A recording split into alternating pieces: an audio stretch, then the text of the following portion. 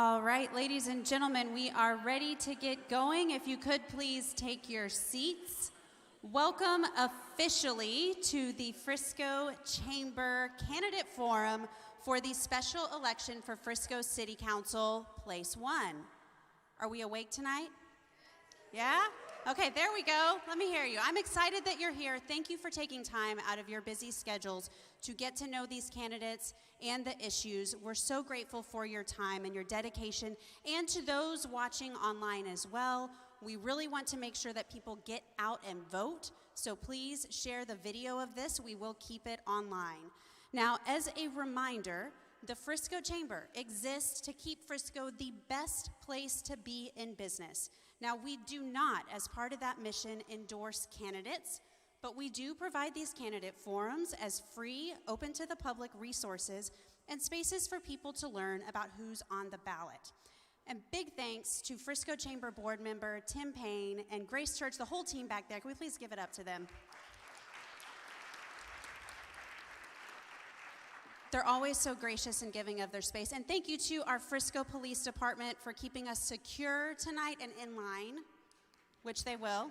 He says yes, he's nodding. Now, a quick note about tonight's format. So our moderators will dig into questions of high importance to our business community. And the format is built intentionally for the candidates to have the space and opportunity to press each other on specific issues and questions that they would like to have answered. So with only one race and two candidates, we've actually extended some of the response times tonight, the rebuttal opportunities and challenge opportunities, so that we can have greater depth of discussion. Sound good? Okay. So I'd say let's get started. Our co-moderators tonight are once again our friends Rick Rogers. Give him a wave, Rick. And Samantha Dowdy. So Rick and his wife co-own the Frisco Enterprise and Star Local Media. Elizabeth, you give a wave too. There she is. They're Frisco residents since 2011, and Samantha is the senior editor for Community Impact and also lives in Frisco. Now they will be joined at the table by Frisco Chamber Government Relations Director Maureen Johns. Give them a wave, Maureen. She also is our rules enforcer for tonight. That's an official title. So Maureen, you're up. Why don't you give them the rundown? Okay, thank you so much, Crystal. Please welcome to the stage your candidates in the Frisco City Council Place 1 special election. They will be seated in ballot order.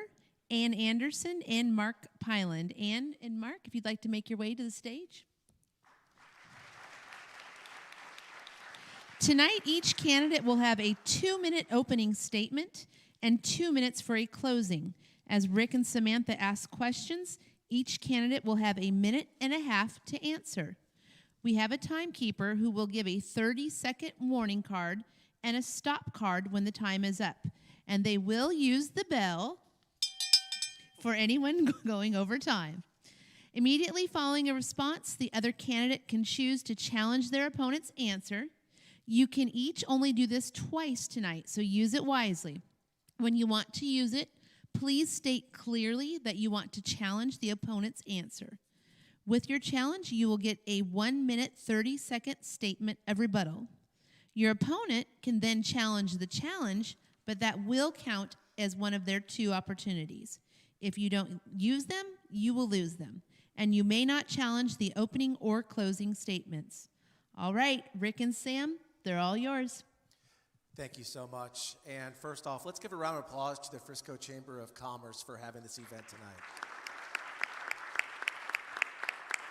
And also, let's welcome Ann and Mark for being here tonight as well. We will start with each of you giving your opening statement, and we will go in ballot order, which means, Ann, you are first with your 2-minute opening statement. Thank you. And thank you all for being here, the Frisco Chamber for putting these on. They're always extremely informative. I am Ann Anderson. I have been a Frisco resident for just over 20 years, highly involved in the city. You might ask what brought us here. I was a part of an executive team for a national title company, and we decided to open our offices here, and that's what brought me to Texas. We planted ourselves in Frisco and immediately got involved. I am married to my husband of 38 years, and who is an educator at Frisco High School and an Army veteran, and we have 2 children we raised all the way through Frisco ISD, and they are proud adults now. When we planted ourselves here, I'm an Air Force brat, so I know what it's like to move all over all the time. So quickly I got involved in the city. When the kids were young, it was PTA, but then it became nonprofit boards. It became the Comprehensive Planning Committee most recently for the city, the Public Art Board, which is now the Cultural Affairs Board. I have served on the nonprofit boards for Frisco Fast Packs, for also the Chamber of Commerce, because I'm a small business owner. I own a small insurance agency now. After many years in corporate America, I had the opportunity to become self-employed and not worried about layoffs anymore. I'm sure many people can understand that feeling. So that's what we did. Frisco is a great place to live. We want to keep it that way. And I cannot think of a better thing to do with my time right now than to fight for my city. And that's what I'm here to do. And if I just think that it's wonderful that all of you come out to actually learn about everything that we're doing here. And I appreciate it. Thank you so much. Mark, 2-minute opening statement. Well, thank you. Thanks everyone for being here tonight and spending your time. Thank you to the chamber. And Tim, I didn't see you back there, but I think you were somewhere earlier. Council members that are here, thanks so much. I'm Mark Pylan, running for Frisco City Council Place 1. Just like to also tonight thank the men and women of the Frisco Police Department, the ATF, the school resource officers, all the ISD folks for the incident that happened today. It's a stark reminder that we're living in a bigger city, and we certainly plan for events. We certainly are bothered when these happen to our city, but thank you for the police department, fire department, and all the training that they have to handle these events today, so they came out successful and our kids were safe along with our staff, so really appreciate that. I've lived in Frisco for about 13 years almost. I have a wife of Wanda, almost 30 years. People say all the time, so you're very serious all the time. I say, well, I've kind of had a serious job for a long time, but she's the fun person in our family. She really ought to be the one in politics, not me. But we have a daughter, Bella, that's at Baylor University studying pre-medicine, and that's our family, along with 2 or 3 dogs that hang around our house, and I've got some other family that live in San Antonio. My desire, as I came here from Florida, my career started at Virginia Beach Fire Department, moved to Florida as the fire chief in Volusia County, and came to Frisco as the fire chief. So I was fire chief here for about 10 years. So I look forward to the debate tonight. I look forward to looking forward for what we need to do in Frisco, not looking retrospectively back, but looking forward and what the challenges that are facing Frisco, and we have some. And we'll talk a lot about them tonight and some of the solutions that are facing us. So thank you so much. I appreciate you being here. Thank you.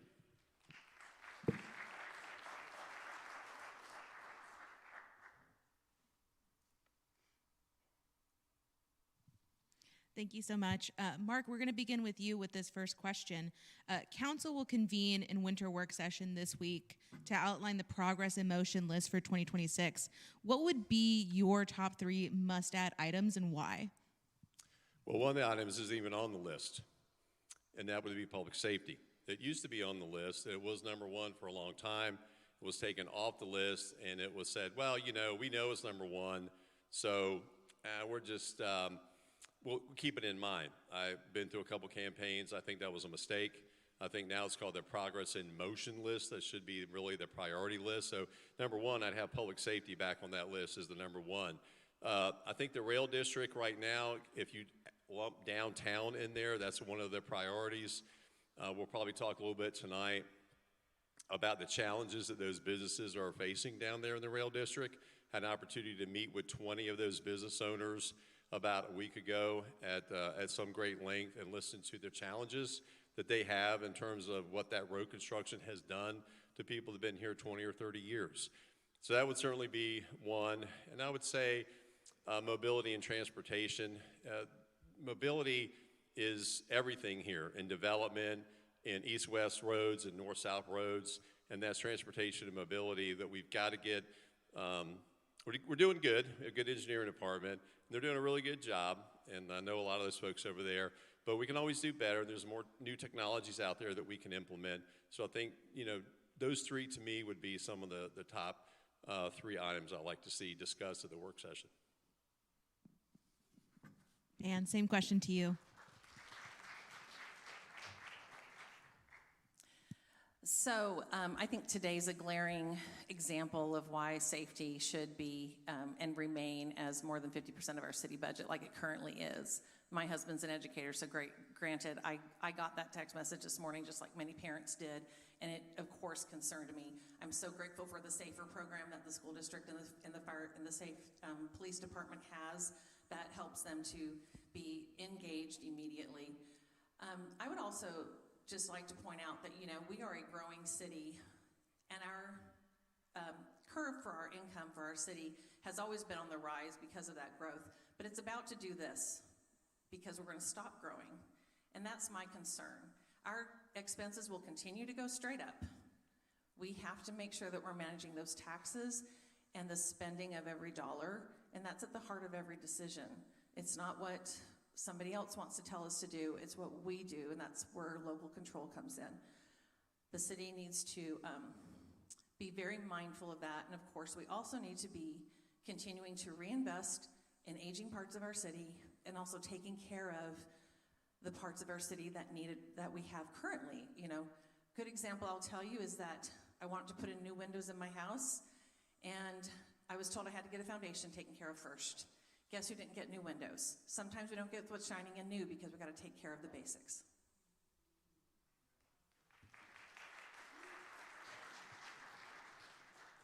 And you'll be first on this question. And speaking of growth, how should the city balance economic development with traffic, infrastructure, and the quality of life of its existing residents? So yes, if we don't, every city has to balance their taxes between residential and commercial development. It's basic. I've lived in cities where they didn't get that right. Frisco really needs to make sure that they balance it. It's usually close to a 50-50 balance. So as we're developing the city economically, we also want to make sure that we are bringing in the right kind of economic development. Somebody once said to me, do you want to have, technology jobs, medical research jobs, professional jobs, or you can choose to have, other types of jobs that might be a little low paying. We need to attract jobs that can bring in people who can fill our houses and fill our schools and add to the tax base, because that's what they do. So while we're bringing in the new businesses, we also have to be respecting the culture of our city, the neighborhoods that those businesses are being built next to, and we have to be mindful about what's being put next to the neighborhood. For example, Texas Health Hospital put their power plant, they could have put it when they built it right against the road, but it was put up against the neighborhood. Probably not the best place for a hospital power plant. That's being mindful of what you do to the neighborhood and respecting the culture of our city and our neighborhoods.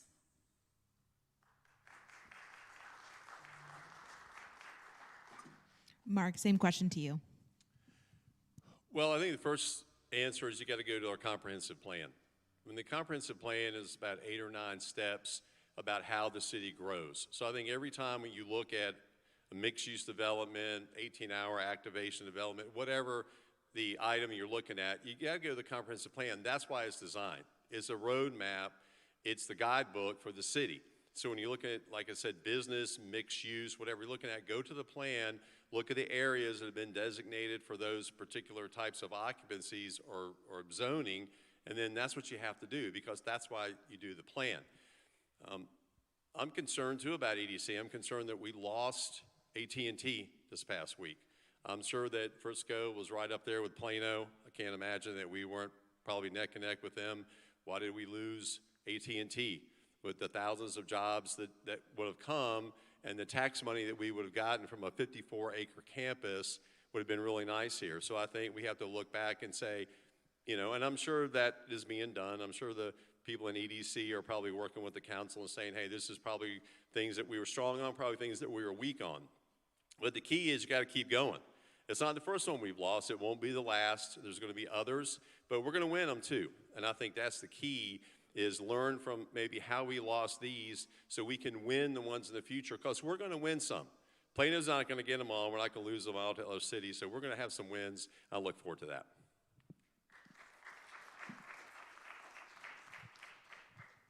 Thank you so much. Mark, you're going to start off on this one. What is your philosophy on development and the types and areas to prioritize over the next 10 years in Frisco?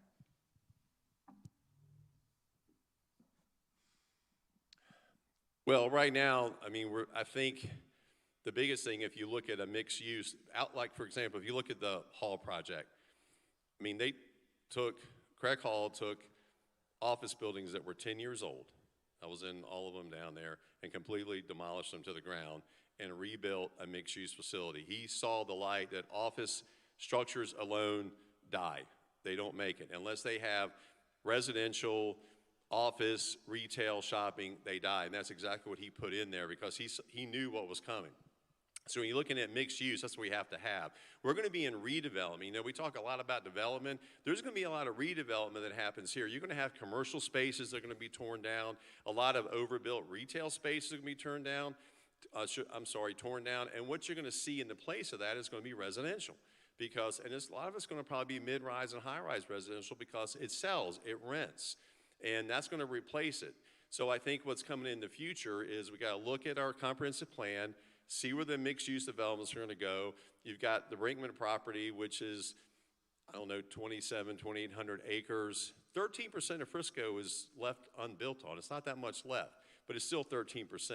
So I think at the end of the day, again, go back to the plan, look at the mixed-use developments, and also what we're doing downtown, and these 18-hour activation spaces, and I think that's going to be the future probably the next 10 years here.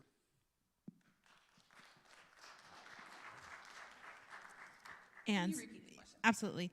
What is your philosophy on development and the types and areas to prioritize over the next 10 years in Frisco? So being on the Comprehensive Planning Committee was very educational. We spent over 18 months really looking at the future of the city and where development should go, and what major streets and roads, where we want, like, what do we want Preston to look at as people go along Preston Road? Do we want it to be retail? Do we want it to be small retail, large retail? Do we want it to be office? You know, one of the things Hall is doing is he's putting a new office tower with parking underneath. So that podium building is going to be a new great asset. We need more Class A office space. We know that for a fact. So more of that needs to be built. But there, again, is that balance. I would say that the redevelopment of the city that you're going to see is something that we spent weeks talking about in the Comprehensive Planning Committee, because some areas that are currently zoned residential might become retail. One of the things I like about Frisco and what they've done very well is zoning. I've been to cities where zoning is kind of hodgepodge. You might have a liquor store next to a house. And Frisco's been really good about keeping retail and commercial in their blocks, and keeping mixed use in its blocks, and keeping residential in its blocks. And I think that is one of the secrets and one of the attractors to Frisco, and it's why we moved here, and it's why a lot of people have moved here, is just the smart planning that has happened so far, and the comprehensive plan gives us that direction going forward. All right, and you'll start with this one, so we can save the up and down if you just want to stay up. We're going to go back and forth just to give you guys a clue. So, okay, we're going to talk about what's just a mile down the road, the rail district. And I think it's safe to say that in 2025, the rail district and the redevelopment of the rail district probably was the one thing of most discussion within the community. So if you were on the city council in 2025, how would you have approached the redevelopment differently in terms of the city's role of supporting businesses? And what should the city do to support those businesses during times of construction like we've seen this past year within the rail district? And Ann, I'll start with you. So one thing I will tell you is that I have friends who have many abilities, and I will tell you those wider sidewalks are great for a lot of my friends who have a hard time getting around. So I'm thankful for that. Supporting business, I am a small business owner, and I think supporting the businesses is one of the best things that we can do, and to make sure that they're successful moving forward. So I know the city has put a lot of money in, and we can rehash the gift cards and everything else, but I would really like to just look forward. So I've done some research with Clovis, California. Old Town Clovis has a wonderful activated Old Town area, and there's a playbook that they've shared with me. And instead of looking at what's happened, I would say let's look forward now. We need to have people at 4th Street Plaza decide that they need to go to Summer Moon. And then after they leave Summer Moon, they need to go to the game show experience. They need to continue to go up and down Main Street. And that's how we help those businesses the most, because that's what they need. They need that coming in. I've talked to business owners and I said, what are you going to do when Main Street's finished and you have the real economic impact of what's left, or the economy in general? And they said, that's on us. We have to keep attracting business. And you're right, but we can help by giving people a reason to come to the rail district and then giving them a reason to walk down the street and go to your business. And that's what I think is the real question. Thanks.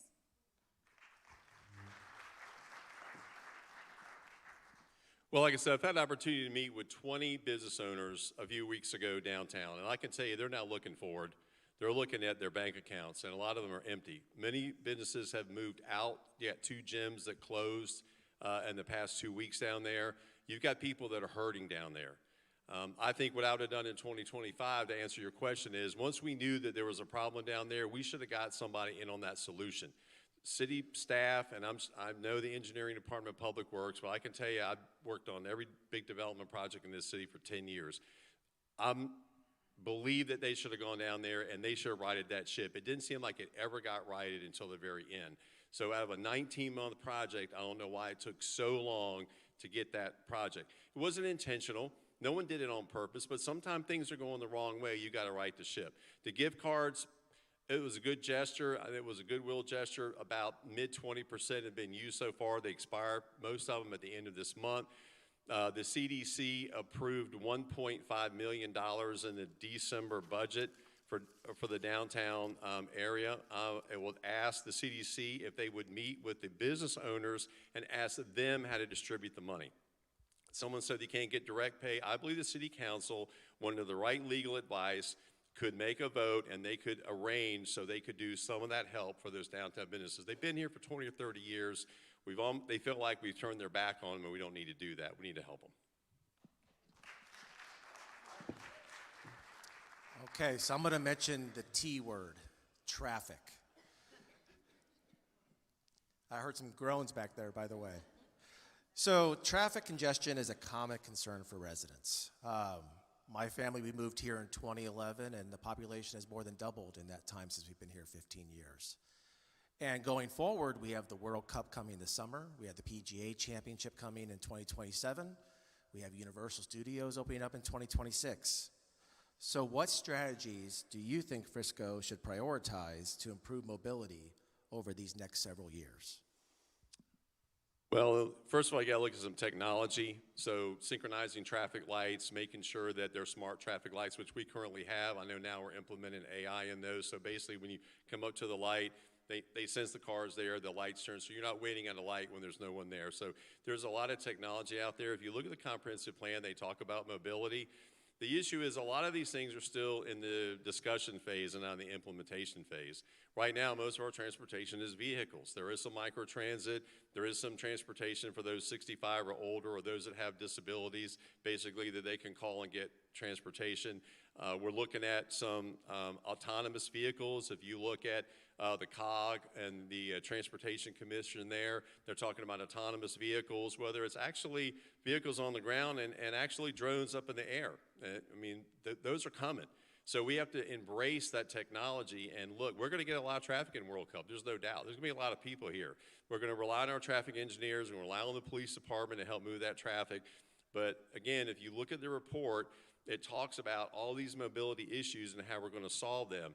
But again, a lot of these are just in the planning stages. They're not in the implementation stages, so it's nothing that's going to happen immediately. Remember, Paul Kneppel used to say, you can't put enough concrete on the road to take care of the traffic. Alternating times, start times, also for businesses, will also help in terms of people not going to work and coming home at the same time would help the traffic as well. Ann? Traffic. You know, I'm an insurance agent, right? I read about traffic all the time. you know, in the next 10 to 15 years, traffic's going to look completely different because people aren't going to be, younger adults don't drive as much as we do. I have two 30-year-old nieces who didn't have a car for years because they could Uber everywhere they wanted to go. So 2 years ago in March, I was at Collin College. There is a regional meeting of the cities, and they talked about transportation, and one of the speakers was from Uber, and he said, we are a technology company with a transportation solution. And what we have done is we're partnering with municipalities to come up with transit solutions. In the Comprehensive Plan Committee, we talked about buses. And, you know, my question is, who wants to walk to the bus stop? Who's gonna ride the bus? That's my question, because that bus has a cost, and it costs per rider. So we have to look at 21st century solutions. So we look at microtransit. I know that the Denton County Transit Authority is looking at small buses and having those available. We're looking at on-demand transportation solutions. Those are the solutions that we need for the future, because that's where the future is going. Also using AI, they talked about it in council.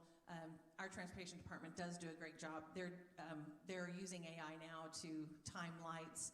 But we also have to know too, that as our northern rim of our city starts being built out, people that are coming south will stop up there and not come all the way south. So there's a light at the end of the tunnel.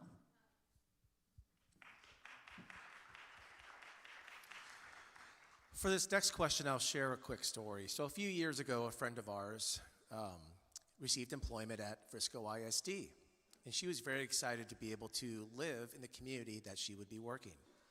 Quickly, she realized that she, could not find affordable housing as a single educator. How should Frisco approach affordable housing so teachers, public safety workers, people who are working at small businesses can afford to live in the community, which may include townhomes, apartments, and senior housing, while maintaining the character that residents value? I'm first. Yes. Affordable housing is not just a Frisco issue, number one.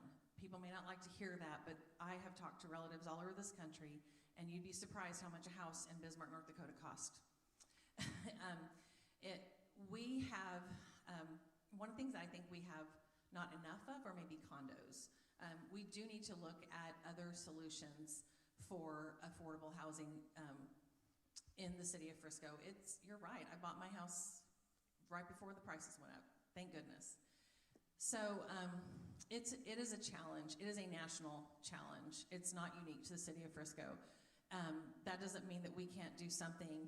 I've said I have young adult children, so whether it's down payment assistance programs, or it's looking at different types of housing that would cost less, like condos, which we don't have a lot of inventory of condos in our city. More townhomes would be also a nice solution. We just have to look at and be creative. I've talked to some people and they're like, it's a national problem, we can't solve this problem. I think we can. We have to put our heads together and figure it out. Frisco can do pretty great things. Housing is not a problem we can't solve, and I would think that that's where we have to go. We have to look at different types of housing to meet the need.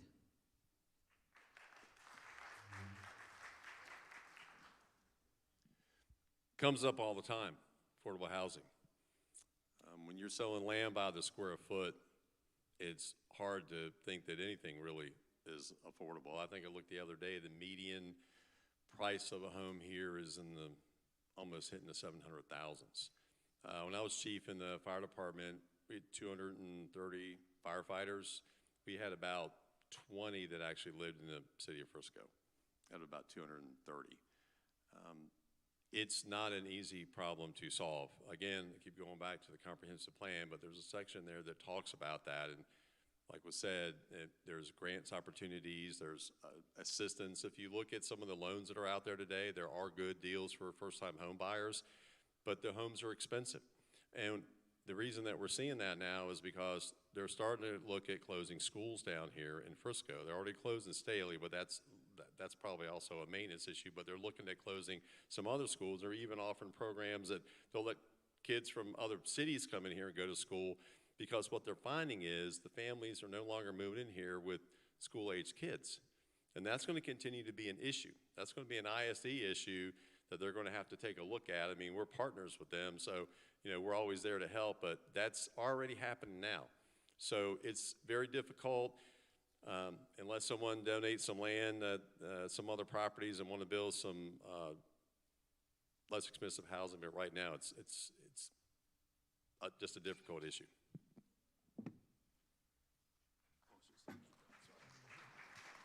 You've gotten the drill down. So Rick's already mentioned this, but Frisco's entering the world stage with events such as World Cup, PGA Championships tournaments, and the opening of Universal Kids Resort.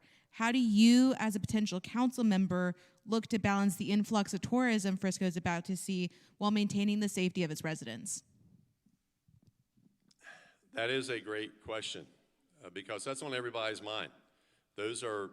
You're looking at the PGA 2027, it's probably over 100-some thousand people in here every day, Universal Kids. These venues are going to bring a World Cup. It's hard to tell. I mean, you're talking about 2 to 4 million people coming to the DFW area. A lot of them are going to come here too. We're supposed to get a team at Toyota that practices. We got the Hall of Fame. They're going to be coming in here. There's going to be a big influx on the public safety division here. They were already planning for a World Cup. Emergency management is obviously working with them, but it's going to take a lot of public safety people. The fire department right now in itself does 400 events a year. So these events are going to be top of those, and the police department even does more than that. They're going to get help from other departments around the Metroplex. They do that now with some of the soccer games. So you're just not going to see Frisco PD. You're going to see some other folks in there. I'm proud to say that they endorse me as a candidate, the police department has, because they know that I will work with them. I will keep the lines of communication open with them and make sure that they have the staffing and the resources they need to protect the city, because that's the number one responsibility of local government, is the safety and welfare of the families that are here. And I will make sure that I work with them, and like I said, keep the lines of communication open and make sure that they have the staffing and the resources they need to handle those events and protect us.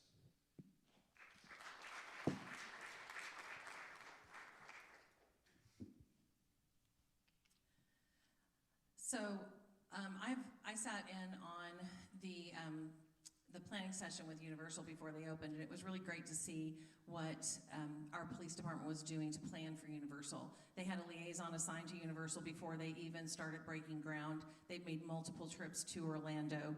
I have full faith and confidence in our police department and their planning, because they don't start planning 6 months ahead. They start planning from day one, and they've done a great job of that.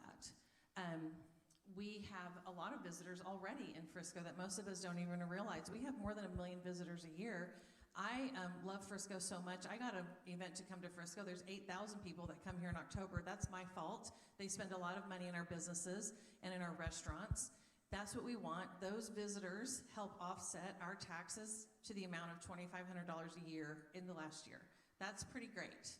Tourism is a good thing for Frisco. We have, on any given weekend, especially on festival weekends, we'll have over 20,000 people at the temple on the east side of town. I've walked around and said, do you guys notice the impact of the traffic? I've polled residents, and they're like, no, it's because we have a really well-oiled machine. We have a lot of events coming. We have a lot moving in Frisco right now, but we also have a very highly trained and well-established police department, and I know for a fact that they are ready and capable to handle the safety of our city. And we received word your mic is not working well for the recording, so I'm going to give you my mic.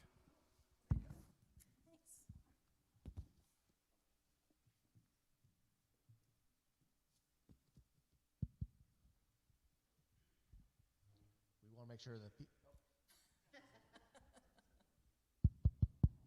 testing. All right, we can share, right, Sam? Of course. Okay, good. All right, Ann, you're first up here. That's right. Sorry. That's okay. That's okay. What is the one issue facing Frisco that you believe deserves more attention than it's currently receiving? There's a lot to choose from. One issue. One issue. Gosh, you know what I'm going to tell you is that something that gets zero attention is the aging out of our adults with special needs, and they are underemployed. I sat at a workforce summit that the chamber put on last March, and employers have a problem because they can't hire to fill certain positions. And I know for a fact some of these underemployed adults could fill those positions. And I think there's an opportunity for the city to partner with some nonprofits to help accomplish that. That may not be the most important thing, but I think that is completely ignored and not paid attention to. And I talked to people at Frisco Lakes. I talked to people all over the city on the east side, west side, and they're supporting their young adults who are struggling because, you know, at 21, they age out of the Aspire program, and it's a very finite number of people who can be in the Aspire program. And they don't usually hit some of their development milestones until their late 20s. Wouldn't it be great if we could help our businesses and help our young adults become productive members of society, being able, not productive, that's the wrong word, but help them to have a future and a life and be able to be more independent if we could solve this problem here in Frisco. We're good at solving problems. I think this is one that we should be paying attention to that's completely ignored.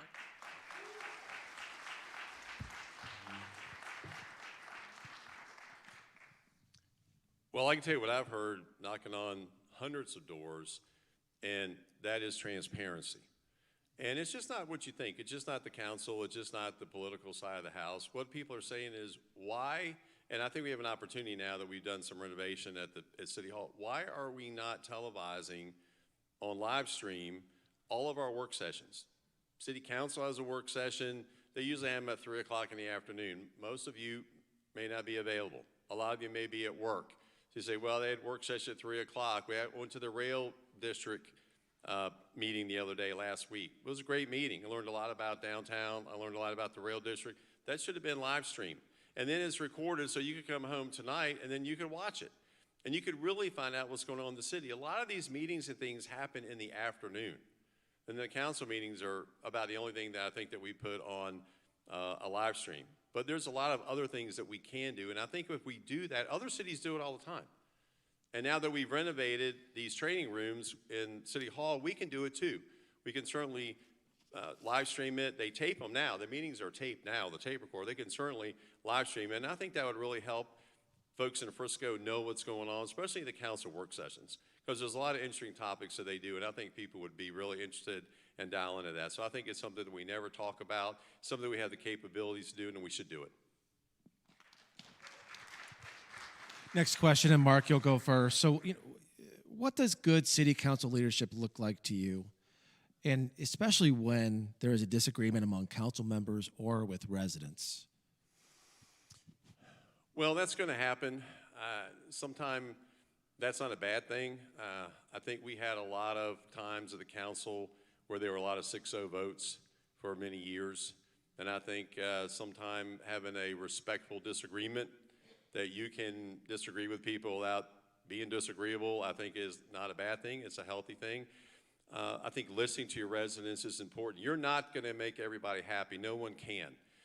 The key is that you are truly hearing them and listening to them. And I think that's what they feel that's not happening, is they go to public hearings, but no one's doing public listening. And I think that's what I'm hearing out there knocking on doors, is no one's listening to them. Council disagreements happen. Again, like I said, that's okay. You can work those out. But again, the people in this city expect dialogue, and they expect courteous dialogue, and they expect some collegialness up at the city council. Sure, there's going to be some times in executive session they're going to probably not have some, they might not be very pleasant with each other. That stuff kind of happens. But when you're on that dais and you're in front of our folks, you need to be respectful, you need to be statesman, and you need to be collegial with your members. And I think that's what our residents expect. And listen to them versus public hearing, versus public listening sessions. Really listen to them, and then and have that decision before they feel the decision is already made, before they ever come up there and have public listening. Same question to you. Can you repeat the question? What does good city council leadership look like to you, especially when there is a disagreement among council members or with residents? I think good leadership starts with integrity. I think it starts with being honest. It is being professional on the days, and it also means being professional out in public.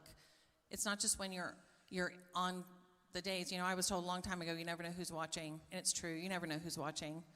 I think it looks like having a history of having integrity and real transparency, not trying to hide things, not trying to hide our past. It has to do with knowing that what governance looks like and following the rules of governance.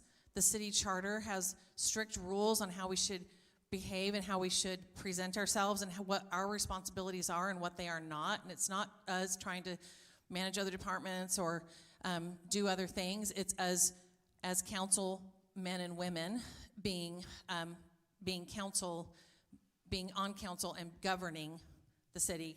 It's about listening to the citizens of Frisco, not trying to silence them in any way, shape, or form. It's about listening to every citizen, not those that just agree with you. And I will tell you that if you look at my finance reports, I'm not supported by any group. I'm supported by just all the people in Frisco, like yourselves. That's who's donated to my campaign because that's who I represent, the people of Frisco.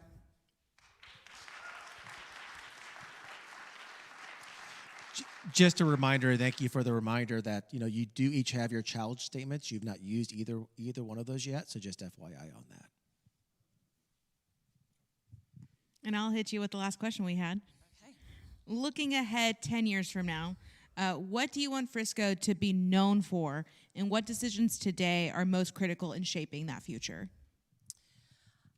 I want Frisco to be known as a city that embraces all the cultures that are here. It has made Frisco a great place to live. There have been great decisions made before us, and I think we need to continue making good decisions, good economic development. You know, bringing in colleges, bringing in UNT was a great decision. I love seeing the education of our students. I think it's great that AT&T went to Plano, and you're going to think that's crazy. But you know why? Because the people who work at AT&T are going to buy houses in Frisco.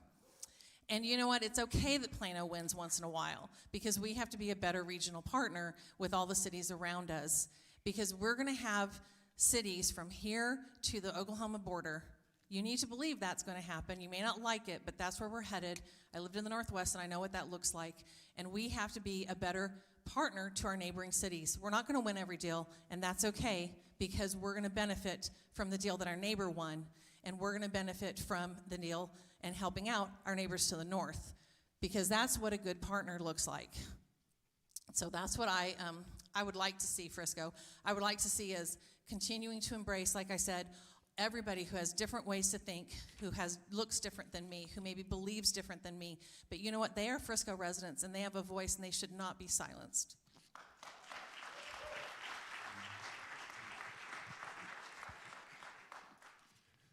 Well, wow, I mean, I couldn't disagree with the AT&T statement even anymore.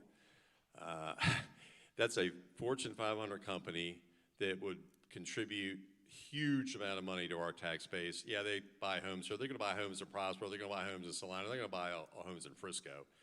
But to have that company and the halo effect that AT&T would bring to other Fortune 500 companies in Frisco that we are vying for, I would probably say that people that worked on the team to get AT&T here would disagree with your statement that I'm glad it wasn't here. Not me.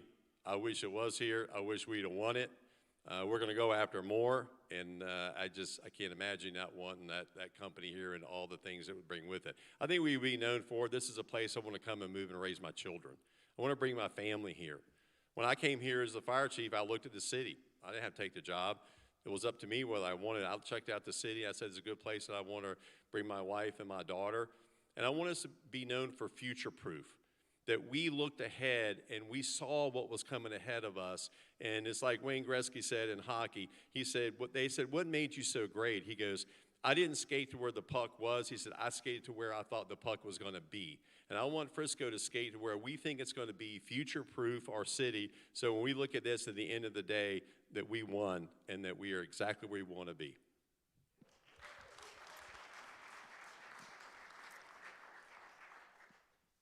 Rick, I'm going to to challenge that. Just to make myself clear, our EDC has over 18 projects in the pipeline right now, and it is a good thing to not have a big, giant, many-acred campus sitting empty in Plano. It's a good thing that our cities all around us are also successful, because a rising tide raises all ships. So we didn't get that one. You know what? We didn't get Nebraska Furniture Mart either, and that was a good bullet that we dodged, because instead we got the Dallas Cowboys headquarters and we got the Ford Center, which is a huge asset to our city and to our school district. So I'm going to say that you don't always know what's going to happen, but sometimes you got to thank God for the unanswered prayer, and maybe AT&T moving to Plano is just a good thing that we should be thankful for. It's not a bad thing that Plano wins occasionally.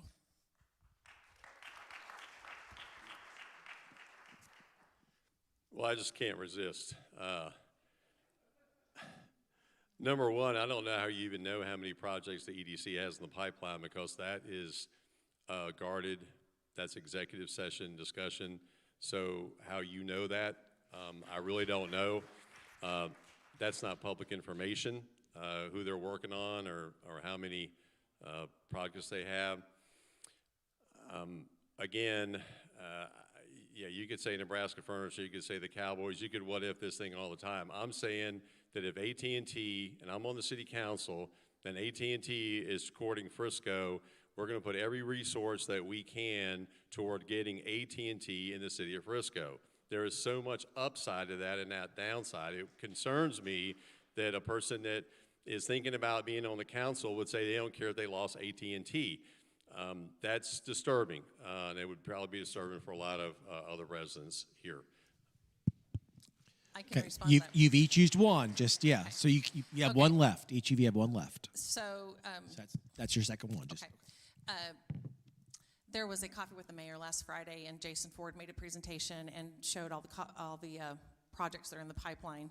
I know you weren't there, but that's how I know. I attend city sessions, and I pay attention, I take notes, and yeah, that's how I know. Sorry.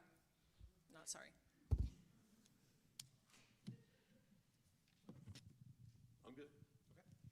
Great. So those were our questions. Right now, we want to turn the table on you guys. We want you now to give each other the opportunity to take 30 seconds and ask your opponent a question. Mark, we'll start with you asking the question to Ann.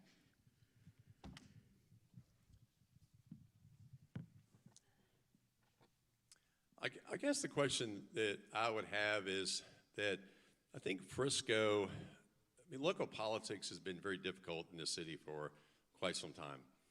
And what I hear from the residents is that they're really tired of the infighting, they're tired of the negative campaigning.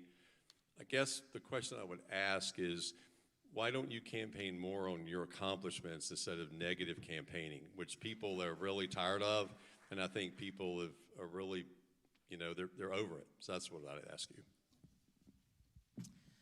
Fair question, but I don't think it's negative campaigning when you're speaking the truth.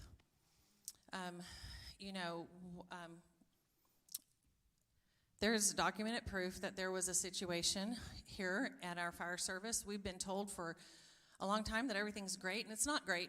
It wasn't great. There was a bad environment. Under your leadership, there was a hostile work environment. When I read the investigative report, the first 40 pages, as a former corporate executive, it turns my stomach, because we should never be putting firefighters' lives at risk for our own personal gain. And that's the words out of the report itself. So it's not negative campaigning when you're telling the truth. I don't think enough people know the truth, and I think people try to brush the truth under the mat. There's a quote by George Orwell that talks about when sometimes the truth is an act of revolution, and maybe it is, but I think it's long past due in Frisco that we hear the truth. We play nice a lot, but all I'm saying is the truth. All I'm doing is putting out information that's readily available to everyone, but not everybody wants to read it. So I made it available, and I'm talking about it because I think there was a problem, and I don't think that it's in the best interest of our city to have somebody who was asked to resign or given the option to resign on our city council. I don't think you could work well with department heads. I think there's a big challenge there.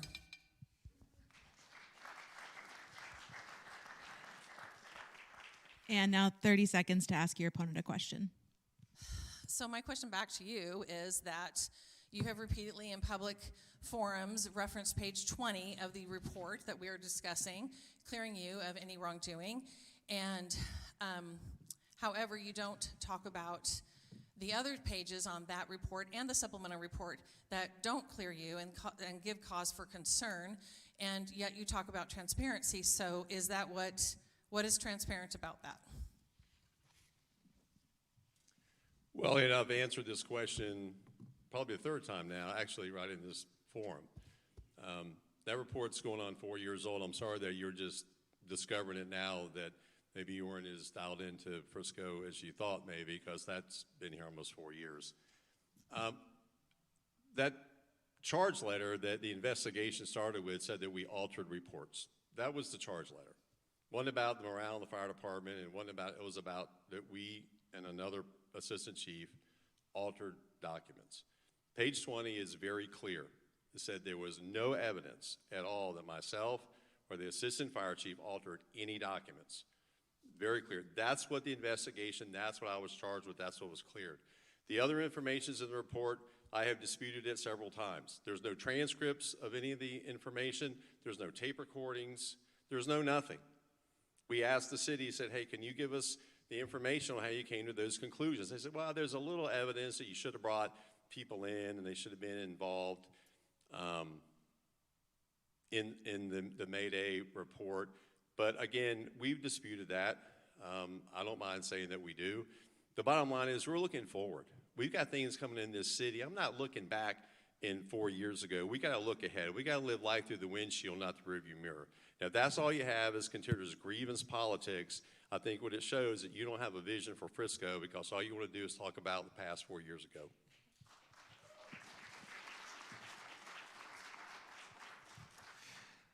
Campaigning can be difficult and tense, but at the end of the day, we are all neighbors here in Frisco. You now have the opportunity in 1 minute to give your opponent a compliment. I know, right? Right? Mark? Use the whole minute, or? Yeah, one? Just kidding. Just joking. No, listen, Ann, I've known Ann for, well, we're in Frisco leadership together, leadership class 20. So I've known Ann for a long time. And and I don't have any ill will toward her, not whatsoever. I'm disappointed, actually, that she's campaigned the way she has. She came out of the gate very beginning. But at the bottom line is, I don't have any ill will toward her. Campaigning is tough. You're right, it is. Anyone that goes through campaigning, it's difficult. If you've never done it before, it's hard. It's really hard. And I commend Ann for running for city council. I commend anyone out there that runs for elected office, because it's brutal out there. Politics can be a dark place. But so congratulations to her for doing that. Like I said, we were friends, and I think we can still be friends. I consider it still friendship. But we were together in class 20, and we had some really good memories from that. So thanks.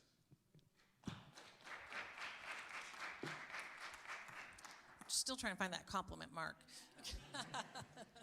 My hair looks good today. I don't know. You know what? The compliment's kind of easy. You know, you have a record of service, and prior to coming to Frisco, you had a great record of service. And you know, right? Campaigning is hard. We're all trying to get our points across. We're trying to look to the future, to what's best for Frisco. I think we both have a shared vision, or not a shared vision necessarily, but a vision that might be slightly different. But I think compliments to you for running for a third time. And I would say that your fire service experience, you know, I'm sure during 9/11 and those times was invaluable. So that would be my compliment to you, would be what your career choice. We are now at the time for closing statements of 2 minutes each for each candidate in reverse ballot order. Mark, you may go first. 2 minutes. Well, thanks so much tonight for the chamber and all the partners that put this on. Really appreciate it. Appreciate the opportunity to kind of get to know who we are as a candidate and people. I would say at the end of the day, my goal is to look forward in Frisco. I could sit here all day long and we can litigate something that happened 4 years ago, but I think people don't want to hear about that. People are tired of that. People are tired of the petty politics. They're tired of the infighting. They want to move on. I think people have had enough of that. I really do. I've got 20 years of executive leadership, 40 years in the fire service, a lot of experience in local government, 10 years in local government here in Frisco. I'm ready to hit the ground running day one. We're going to have another mayor and 2 other council members probably in May, and this council is going to turn over. So what I would say is the fact that I'm ready to hit the ground running. I've been in executive sessions. I've been in work sessions. I've led a department of over 300 people, the $45 million budget. Been on a lot of national disasters. The mayor is the emergency manager of this city. I don't know if you knew that or not, but they are the emergency manager. Anything that happened, and that happened today, God forbid, or any other natural man-made disaster, the mayor is the emergency manager. There's a whole area in the emergency operations set up for the mayor and council.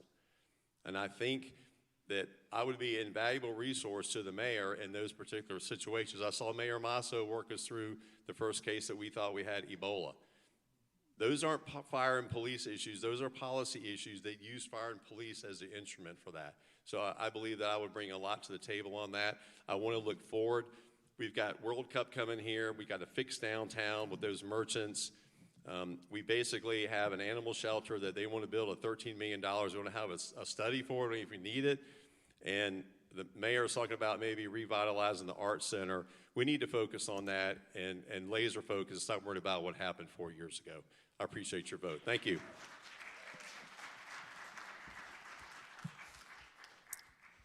I said before, I love the city. I think we have a clear vision for the city. But I would say that there are patterns of behavior that you have to pay attention to. Even as close as yesterday, not 4 years ago, there were lies said about me that had to be corrected. So that's a pattern of behavior.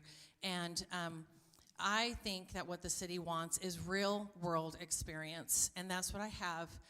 I have had more than 20 years in corporate America. I am a small business owner in the city of Frisco. I have managed large departments. I have offshored large departments. I have started a national title company with my coworkers. I have sat through countless city council sessions, work sessions. I've sat through board and committee sessions.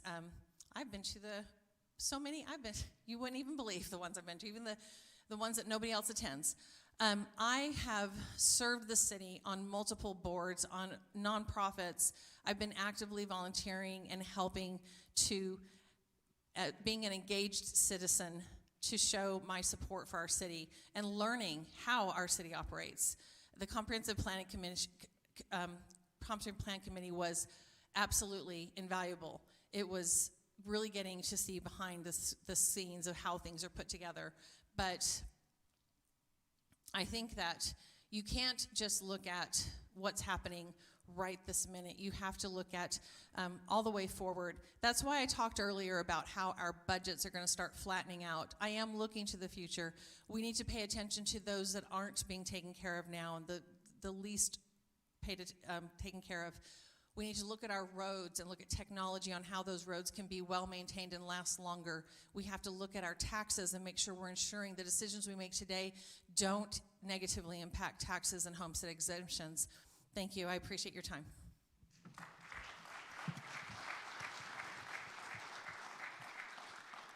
Ann and Mark, thank you so much for your time tonight. And thank you to the Chamber for hosting this event. Am I right?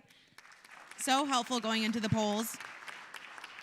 Speaking of polls, as a reminder, early voting begins Wednesday and runs through January 27th. Election day is officially January 31st. If you guys need to rehash the events of tonight, you'll find the video on tonight's forum on the Chamber's social media pages and can get polling locations and times at friscochamber.com/vote. Get out and vote.